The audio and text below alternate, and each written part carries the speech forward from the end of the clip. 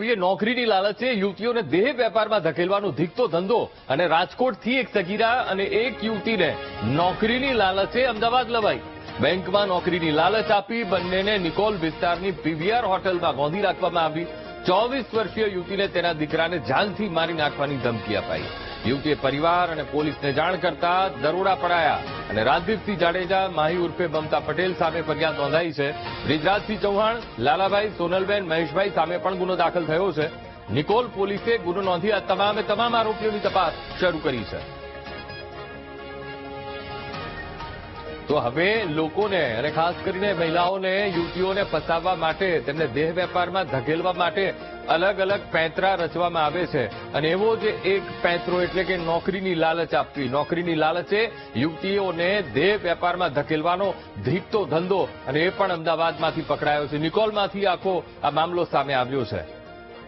તો આજ મુદ્દે સંવાદદાતા અનિતા પટણી લાઈવ જોડાઈ ગયા છે। અનિતા, ખાસ કરીને ખૂબ આ ગંભીર મામલો છે કારણ કે દેહ વેપારમાં અલગ અલગ લાલચ આપી યુવતીઓને ફસાવવામાં આવે છે, ત્યારે આ નોકરીની લાલચ આપી યુવતીઓને દેહ વેપારમાં ધકેલવાનો આ ધીકતો ધંધો અને આ ધંધાનો પર્દાફાશ થયો છે। શું કાર્યવાહી? જે પ્રકારે નિકોલ વિસ્તારની આ ઘટના સામે આવી છે, તાજેતરમાં જે રીતના ધોળકાની અંદર જે મોલ ટ્રાફિકિંગનું જે બાળકોનું કરવામાં આવતું હતું તેનો પર્દાફાશ થયા બાદ વધુ એક આ કૌભાંડ છે તેનો પર્દાફાશ પોલીસ દ્વારા કરવામાં આવ્યો છે।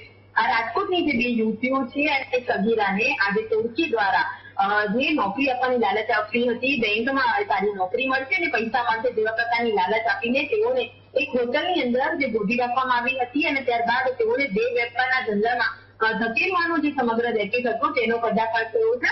સૌથી મહત્વની બાબત એ છે કે આખા જે રેકેટની અંદર બે મહિલા સંડોવાયેલી છે। માહી પટેલ નામની એક મહિલા જે મુખ્ય સૂત્રધાર છે તેણે આ સમગ્ર જે રેકેટ જે હતું તે કર્યું હતું અને આ સિવાય જે રાજદીપસિંહ જાડેજા ઉપરાંત બ્રિજરાજસિંહ ચૌહાણ અને લાલાભાઈ અને સાથે સોનલ નામની એક મહિલા છે તેનો સમાવેશ થયો છે। નિકોલ પોલીસે હાલ તો આ તમામ આરોપીઓ વિરુદ્ધ ગુનો દાખલ કરીને તેઓની ધરપકડની કાર્યવાહી હાથ ધરી છે।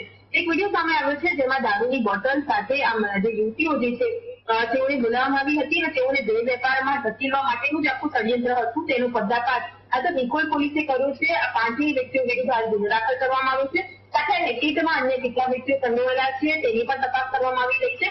સૌથી મહત્વની બાબત એ સામે આવી છે કે સગીરા જે છે અને જે યુવતી છે તેને પોલીસે સલામત તો બચાવી લીધી છે, પણ આ પ્રકારે અનેક યુવતીઓ સાથે આ કૃત્ય કર્યું હોવાનું સામે આવી રહ્યું છે। આ ટોળકી ઘણા સમયથી સક્રિય હતી અને અન્ય કેટલીક યુવતીઓને આ રીતના નોકરીની લાલચ આપીને બોલાવી છે અને દેહ વેપારમાં ધકેલી છે।